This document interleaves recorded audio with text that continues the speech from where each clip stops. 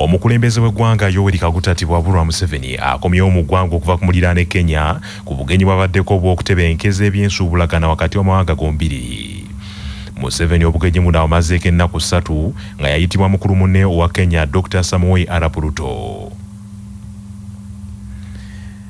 Kitegeerekese nti obugenyi buno bwagendererwamu okunyweza enkolagana mu by'obusuubuzi wakati wa Uganda ne Kenya era abakulembeze bombiriri balina endagaano zibataddeko emikono ezitumbula eby'obusuubuzi mu mawanga gombi.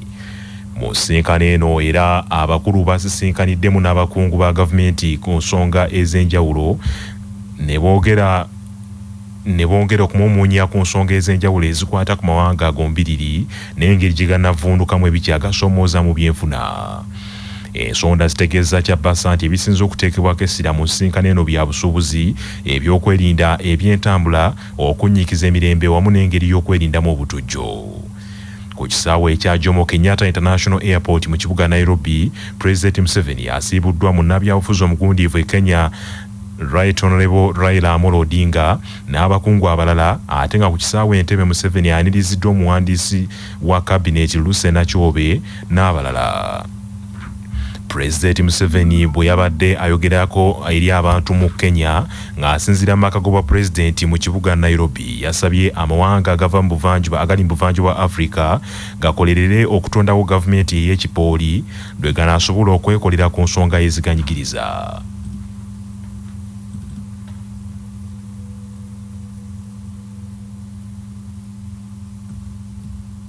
You need to address with the issue of strategic security. And the only way you can do it is through political integration. Because even if you are a common market, the army is not one. You don't have one army. Each one has got his small army there. And that's why, therefore, in the case of East Africa, because you may say, if you wanted economic integration and you created COMESA, why did you then revive the East African community?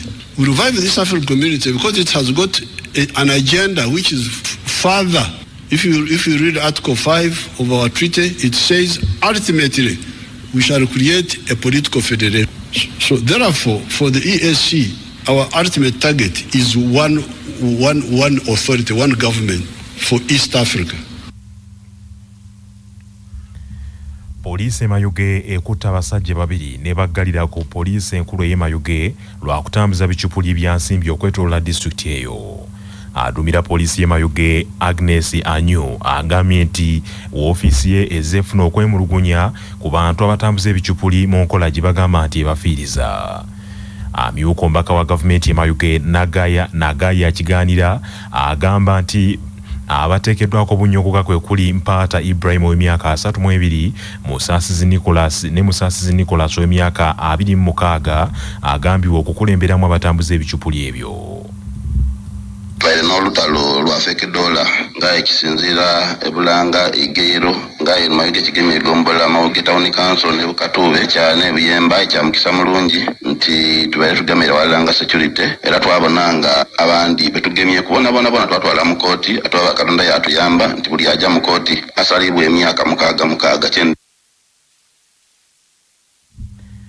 Bw'atya awadde amagezi abatalina mirimu naddala abavubuka beekolemu ebibiina by'obwegassi beeyambeyamba okuva mu bwavu nga bakola emirimu eginaabayamba wamu n'okwewola ensimbi.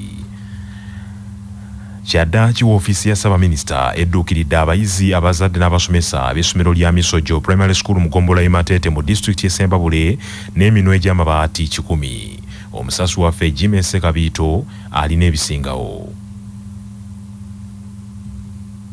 Gye buvuddeko enkuba eyalimu omuziraane kibuyaga ebyamaanyi yaleka etikkudde obusolya ku bizimbe ebimu eby'essomero lino ekyawaliriza ssentebe wa disitulikiti eno Patrick Nkalu wamu n'abakulembeze abalala okuddukira mu woofiisi ya Ssaabaminisita nga baagala abayambibweko.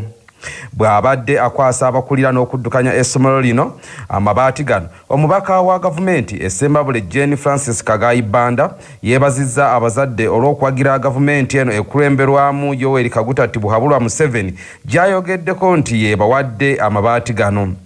RDC Jane Francis Kagayi Banda abasabye bulijjo okukimanya nti gavumenti olumu eyinza okutwala obudde obubadduukirira naye ate emala n'etuukiriza.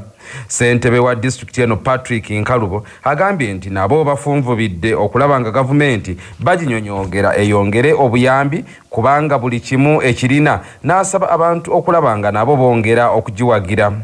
Patrick Nkalubo asuubiza nti mu mwaka gw'ebyensimbi 2024-2025 bagenda kulaba nga babazimbirayo n'ekizimbe awamu n'okukwatirako ab'ekkanisa eya Seventh Day Adventist Church esemba Bulenze. Jimeseka bito kula CBS wano Emaogola.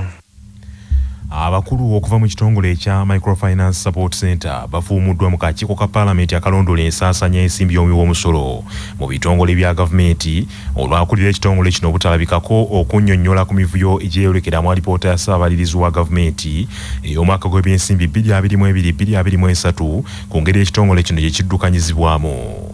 Kuno mulundi gwa kusatu ng'akulira ekitongole kino Peter Mujuni akakiiko kano kamuyita naye nga akasindikira basigire ng'abategeeza nti ali ku mirimu emitongole. Abaka okuli w'Amawogola South Goreti Namugga n'omubaka wa Kasanda North Patrick Nsambo Oshabe basizza kimu ng'akuyege ne banja ekiteeso ekigoba abakulu bano mu kakiiko ako nga balumiriza nti tebasobola kumala budde kwonoona nsimbi yamu y'omusolo okutuula okwogera ku nsonga ezo nga yennyini akwatibwako yeebalamye entuula z'akakiiko. So I don't see us proceeding, Mr. Chair, without an executive and without a very significant reason. Just being out of station, I don't think it's not good reason enough for us to proceed with the deputy when the executive director is available.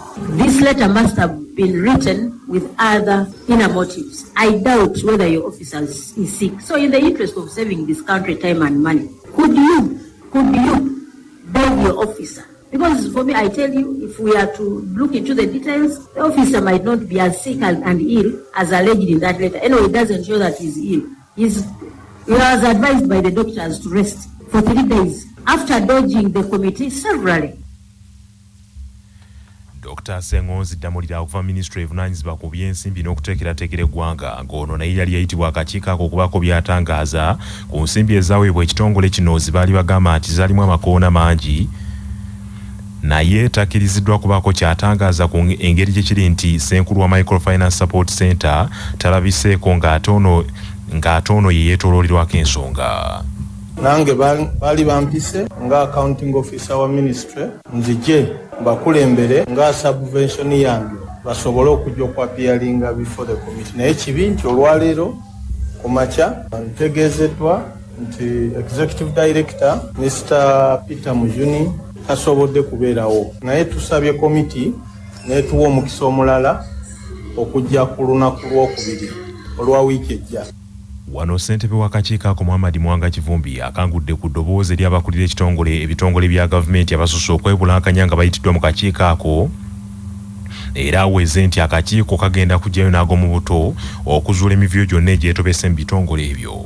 Mwanga gwennyini eri accounting officer nti omulundi guno n'akakiiko ketulina tewali kitongole kyonna kigenda kwekwasa kasonga konna kulowooza nti tugenda kikuba mu ttooki okujjako ng'obudde bwe butusazeeko naye tegujja kuba kusima kwa kitongole. N'olwekyo saagala beebuzeebuze, kirungi n'ojja n'oddamu ebibuuzo, ate tetukubuuza bya Alaska, tukubuuza bibuuzo ebiri mu kampuni. Poliisi etandise omuyiggo ku muntu atannategerekeka ateeberezebwa okwenyigira mu butemu obwakoleddwa ku Namukadde Nalukwago w'emyaka 60 abadde omutuuze mu kibuga eky'Ewakiso. Omusasi waffe Ssaalongo Charles Kawuma Masembe alina ebisingawo. Abatuuze b'omu Wakiso bakeredde mu ntiisa oluvannyuma lw'omutuuze omwo asiŋŋaaniddwa nga yatugiddwa mu nnyumba mwasula, ng'omutuuze ono ategereseeko lya Nalukwago era wano mu maaso ga bbanka ya Centenary akakuba akakkiriro okutuuka wansi ku katale. Omu ku bategeddeko enteekateeka eno ayogerako. Badde mpitawo bwenti nensanga omuvubuka andoza kasitoma we anywawo wala n'agenda asanze waggule n'ayingira mu nnyumba eyo n'amukowoola. Bw'amukowoodde nd'agenza okuwira tawulirayo kanyego. Bw'agenza okuyingira mu kisenge asanze ng'alaba alimu omugwa ali wansi ku ttaka. Kati kwe kuvaayo emisinde n'ajja n'atutegeeza fe ababadde ebbali n'atugamba banne omukyala waawali awo naffe ne tutuukawo ndasanga nga kituufu ddala afudde. Poliisi ezze n'embwa okulaba nti basobola okunoonya omuntu ono naye zingidde mu geeti mu kizimbe kirinaanye ddala wano wennyini mabega waakyo era omutuuze ono akyogerako bw'ati. Ekizimbe ekiriwo batugambye mbu kyakkaawo embwa mwekwesibidde geeti ne bagikuba ne bayingira. Owooluganda ku mugenzi alina byayogera ku nsonga eno. Amanya nze Kafeero Bikuta Joseph obuzi bwonna